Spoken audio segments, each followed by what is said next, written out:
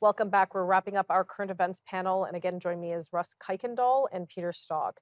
We're going to shift gears now and talk about Canada's temporary foreign workers program, which seems to be in the headlines a lot lately. Recently, there were a couple of Jamaican workers who basically were sent back or elected to go back home to Jamaica because they said the working conditions or living conditions specifically were too poor here in Ontario.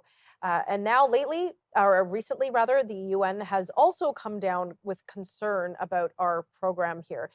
Peter, why don't you unpack what what are the problems with the Canadian temporary foreign worker program? Is this, as the UN suggests, potentially modern day slavery? I think quite the opposite, Tanya. It's the temporary foreign worker program allows farmers to get their crops in many parts of Ontario, right across the country. I know some farmers personally who avail themselves of this program because they simply can't find Canadians who will do the work. So it's a real benefit to them, to our economy, and to our food supply system for sure. Um, I would also say, the case of the Jamaicans a couple of weeks ago is very sad, but at the same time, it's also extremely uncommon. The farmers I know, they take great care of their foreign workers because they want them to come back year after year and do the work. So they're generous, and they even become friends over time. So this is highly unusual. I tend to be dismissive of the UN report. I mean, the fellow who came for 2 weeks. I don't believe he could have learned that much in that amount of time. And the UN is hardly the voice of moral authority on human rights. It's an organization that is guilty through its peacekeeping forces in many countries of abusing the human rights of peoples in places where they've been posted. So, Okay, so I have to ask you, I what don't you find have a to lot of. like give me an example because that's a pretty loaded statement to say. Yeah, so some of the Central African republics where peacekeepers have been posted, the peacekeepers were accused of, multiple cases of rape and child abuse and so on.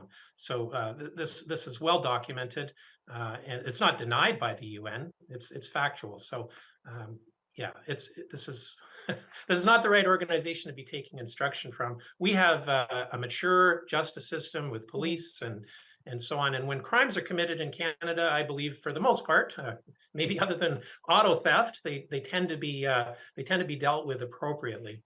Yeah, no, I mean, it did raise my eyebrows. I didn't realize the UN was wading into our our temporary foreign worker program. And why were they involved? It's a good question. Do you have anything you want to add to that, Russ? Well, just simply to underline that generally speaking, temporary foreign workers are treated very well. They're paid at least the provincial minimum wage, which is in some provinces is $15 to $20 an hour. And by law they have to be paid that at least the provincial minimum wage in which they're working. And most have good accommodations. Obviously, in any sector, there are going to be bad actors who may not uh, fulfill the standards that the Canadians would expect on the job or in terms of accommodations. But these are not four-star hotels, but generally speaking, they are reasonably pleasant places to be, in which the temporary foreign workers can prepare their own meals, buy food at the grocery store, and prepare meals that they're used to. Now, Peter, you mentioned that this program exists because we wouldn't be able to farm. Our farmers wouldn't be able to get the crops in the ground or the seeds in the ground, the crops out of the ground if it weren't for the foreign workers. But we know we have high unemployment. Well, not high employment. There are, thousands upon thousands of Canadians who are unemployed. Some of us wonder, well, why can't they do these jobs? Why do we have to bring in people from another country when we have unemployed Canadians? What are your thoughts on that? Yeah, unfortunately, this is a generational problem. We have developed a welfare state in Canada, and so many people who are able-bodied and able to do this type of work refuse to because they can live just fine on the supplements they're getting from various levels of government, and so that's a lifestyle choice. It's highly unfortunate. And it's not something we're going to change overnight, but I do believe that is at the root of it. Because quite frankly, go back 2 or 3 generations, and yes, it would have been all Canadians harvesting the crop. Wow.